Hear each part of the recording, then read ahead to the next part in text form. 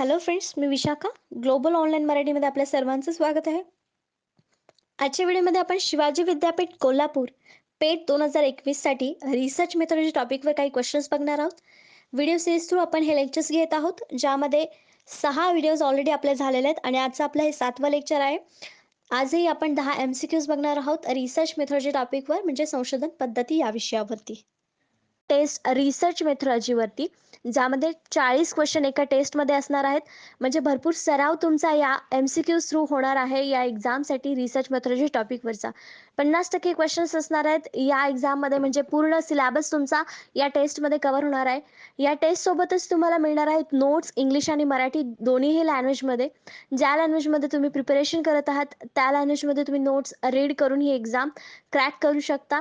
एवढ्या सिंपल पद्धतीने तुम्ही हे टेस्ट सिरीज जॉईन केल्यावर एक्झाम क्रॅक करू शकता. रिसर्च मेथोडॉलॉजीचे सगळे क्वेश्चन्स तुमचे 100% कव्हर होतील किंवा तुम्हाला सिंपल पद्धतीने ते सोडवता येतील ह्या टेस्ट सिरीजमुळे. तर ही टेस्ट सिरीज सबस्क्राईब करण्यासाठी दिलेल्या व्हॉट्सअप नंबरवरती मेसेज करायचा आहे, ज्याची फीस फक्त 499 रुपये आहे. चला बघूया आजचा आपला पहिला प्रश्न. What is the name of conceptual framework in which the research is carried out? म्हणजे ज्या वैचारिक चौकटीत संशोधन केले जाते त्याला काय म्हणतात? आपले ऑप्शन्स आहेत रिसर्च हायपोथेसिस, संशोधन गृहीतक, सिनॉप्सिस ऑफ रिसर्च, संशोधन सारांश, रिसर्च पॅराडिम म्हणजे संशोधन नमुना, की रिसर्च डिझाईन, संशोधन डिझाईन. तर याचं करेक्ट ऑप्शन आहे डी, रिसर्च डिझाईन. रिसर्च डिझाईनमध्ये आपण जे काही चौकटीत मांडणार आहे, फ्रेमवर्क ज्याला म्हणतात ते रिसर्च डिझाईनला म्हणतात. म्हणजे जे काय आपण कन्सेप्ट मांडणार आहोत ते रिसर्च डिझाईनमध्ये तयार होतं किंवा रिसर्च डिझाईनमध्ये ठरवलं जातं. म्हणून याचं करेक्ट ऑप्शन काय असणार आहे? तर डी, रिसर्च डिझाईन, संशोधन डिझाईन. चा प्रश्न बघूया. How is random sampling helpful? म्हणजे यादृच्छिक सॅम्पलिंग कसे यादृच्छिक नमुना, यादृच्छिक सॅम्पलिंग कसे उपयुक्त आहे? तर आपले ऑप्शन्स आहेत रिजनेबली ॲक्युरेट म्हणजे अगदी अचूक, बरोबर, अगदी अचूक आपल्याला रिझल्ट रँडम सॅम्पलिंगमध्ये मिळतो. त्याच्यानंतर an economical method of data collection म्हणजे डेटा संकलनाची एक आर्थिक पद्धत आहे, बरोबर आहे.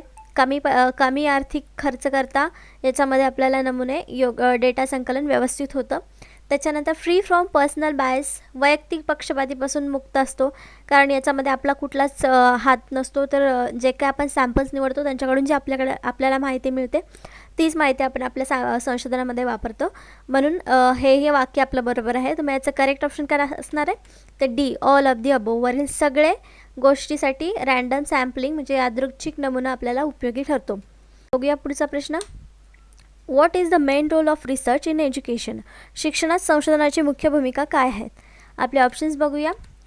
To upsurge one's social status, एखाद्याची सामाजिक स्थिती उंचावणे. To increase one's job prospect, एखाद्याच्या नोकरीच्या संधी वाढवणे. To augment one's personal growth म्हणजे एखाद्याची वैयक्तिक वाढ वाढवणे किंवा एखाद्याला वैयक्तिक डेव्हलपमेंट जी म्हणतो ती करणे.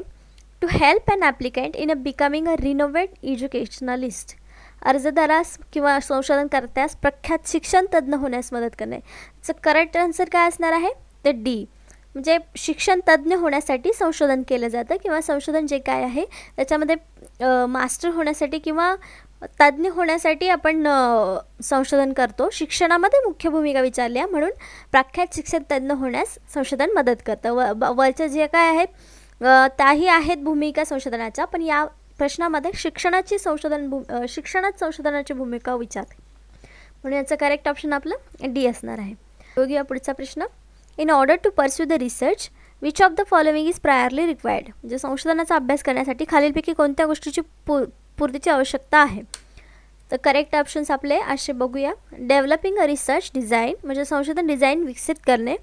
फॉर्म्युलेटिंग अ रिसर्च क्वेश्चन संशोधन प्रश्न तयार करणे. Deciding about the data analysis procedure data विश्लेषण प्रक्रियेबद्दल निर्णय घेणे. फॉर्म्युलेटिंग अ रिसर्च हायपोथेसिस संशोधन गृहीतक बनवणे. तर प्रश्न आपला असा आहे की संशोधनाचा अभ्यास करण्यासाठी खालीलपैकी कोणत्या गोष्टीची पूर्वीची आवश्यकता आहे? म्हणजे सर्वात प्रथम गरज कशाची आहे? तर सगळ्यात पहिली गरज आहे ती म्हणजे फॉर्म्युलेटिंग अ रिसर्च क्वेश्चन म्हणजे समस्या तयार करणे किंवा प्रश्न तयार करणे. तेव्हाच आपल्याला त्याच्यावर रिसर्च करता येतो. म्हणून आपली ही पहिली स्टेप किंवा पूर्वीची संशोधन करण्यासाठीची पूर्वीची पहिली गोष्ट काय आहे? तर क्वेश्चन फॉर्म्युलेट करणे हे आहे. म्हणून याचं करेक्ट ऑप्शन बी आहे. पुढचा प्रश्न बघूया. The format of thesis writing is the same as in, म्हणजे थेसिस लेखनाचे स्वरूप जसे आहे तसेच याचेही आहे. कशाचं आहे तर आपले ऑप्शन्स बघूया. रायटिंग ऑफ सेमिनार रिप्रेझेंटेशन, चर्चासत्र प्रतिनिधित्व लेखन. 2. Preparation of research paper article, संशोधन पत्र किंवा लेख तयार करणे. रिसर्च डिसर्शन, एक शोध प्रबंध. प्रेझेंटिंग अ वर्कशॉप व कॉन्फरन्स पेपर, कार्यशाळा किंवा परिषद पेपर सादर करणे. याचं करेक्ट ऑप्शन काय असणार आहे तर सी, रिसर्च डिझर्टेशन, एक शोध प्रबंध. शोध प्रबंध म्हणजेच थेसिस, या दोन्हीचं रायटिंग फॉर्मॅट सेम असतो, म्हणून याचं करेक्ट ऑप्शन काय असणार आहे सी असणार आहे. पुढचा प्रश्न बघूया. Which one of the following statement is false in the context of participatory research, म्हणजे सहभागी संशोधनाच्या संदर्भात खालीलपैकी कोणते विधान चुकीचं आहे. It recognise knowledge as a power, हे ज्ञानाला सामर्थ्य म्हणून ओळखते. It is a collective process of enquiry, ही चौकशीची सामूहिक प्रक्रिया आहे. It emphasise people as experts, हे तज्ज्ञ म्हणून लोकांवर जोर देते. किंवा its sole purpose of production of knowledge, त्याचा एकमात्र उद्देश ज्ञानाची निर्मिती करणे आहे. त्याचे करेक्ट ऑप्शन आहे डी. याचा सहभागी संशोधनामध्ये संदर्भात खालीलपैकी कोणते विधान चुकीचं आहे तर वरील सर्व गोष्टी आहेत त्या करेक्ट आहेत. प्रश्न नीट वाचला तर आपल्याला करेक्ट आन्सर लगेच मिळतं. त्याचं करेक्ट ऑप्शन डी आहे की त्याचा एकमात्र उद्देश दिलेला आहे. पण संशोधनाचा कधीही एकमात्र उद्देश नसतो, त्याचे अनेक उद्देश असतात, म्हणून याचं करेक्ट ऑप्शन काय आहे डी आहे, जे विधान चुकीचं आहे. बघूया पुढचा प्रश्न. What are the condition in which type 1 error occurs, काय कंडिशन आहे जी टाईप 1मध्ये दिसते. टाईप 1मधील त्रुटी कोणत्या परिस्थितीत येते तर आपले ऑप्शन्स आहेत. The null hypothesis get accepted even if it is false, म्हणजे चुकीचे गृहीतक जरी असले तरी ते चुकीचे असले तरी स्वीकारले जाते.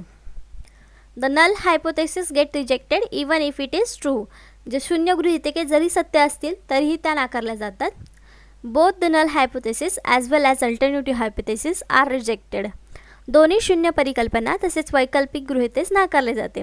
आणि चौथा आहे नन ऑफ द अबो, याचं करेक्ट ऑप्शन असणार आहे बी, कारण शून्य गृहीतक जरी असलं तरी ते नाकारलं जातं टाईप 1 एररमध्ये, म्हणून याचं करेक्ट ऑप्शन आहे बी ए. पुढचा प्रश्न बघूया. Evaluation research is concern with, म्हणजे डॅश डॅश मूल्यांकन संशोधन टिंबटिंबशी संबंधित आहे. आपले ऑप्शन्स आहेत. How well are we doing, आपण किती चांगले करत आहोत. वाय आर वी डुईंग, म्हणजे आपण का करत आहोत. व्हॉट आर वी डुईंग, म्हणजे आपण काय करत आहोत. नन ऑफ द अबो, तर आपलं करेक्ट ऑप्शन असणार आहे A, how well are we doing, म्हणजे आपण किती चांगले करत आहोत हे इव्हॅल्युएशन रिसर्चमध्ये कळतं, म्हणजे correct option A. What is the main M of interdisciplinary research, म्हणजे अंतविषय किंवा अंतर्गत विषय संशोधनाचे मुख्य उद्दिष्ट काय आहे. तर आपले ऑप्शन्स बघूया. To oversimplify the problem of research, संशोधनाची समस्या अधिक सुलभ करण्यासाठी. To bring out the holistic approach to research, संशोधनासाठी समग्र दृष्टिकोन आणण्यासाठी. To create a new trend in research methodology, संशोधन पद्धतीमध्ये नवीन ट्रेंड तयार करण्यासाठी. To reduce the emphasise on single subject in a research domain, संशोधन डोमेनमधील एका विषयावरील भर कमी करण्यासाठी. त्याचं करेक्ट ऑप्शन आहे B, to bring out the holistic approach to research, म्हणजे संशोधनासाठी समग्र दृष्टिकोन आणण्यासाठी इंटरडिसिप्लिनरी रिसर्च म्हणजे आंतरविषयी संशोधन मुख्य हे उद्देश आहे या संशोधनाचा. संशोधनासाठी समग्र दृष्टिकोन आणण्यासाठी हाच रिसर्च केला जातो, म्हणून याचं करेक्ट ऑप्शन आहे बी आहे. अजून एक प्रश्न. Researchers is interested in studying a prospect of the particular political party in an urban area. So what tools should be preferred for the study? एखाद्या संशोधकास शहरी भागात विशिष्ट राजकीय पक्षाचा संभाव्यतेचा अभ्यास करण्यास रस असतो, तर अभ्यासासाठी त्याने कोणते साधन पसंत केले पाहिजे. पॉलिटिकल पार्टी आहे एका अर्बन एरियामधली, तर त्याचा प्रेफरन्स स्टडी करण्यासाठी कुठली पद्धत त्यांनी वापरली पाहिजे. याचे ऑप्शन्स आहेत.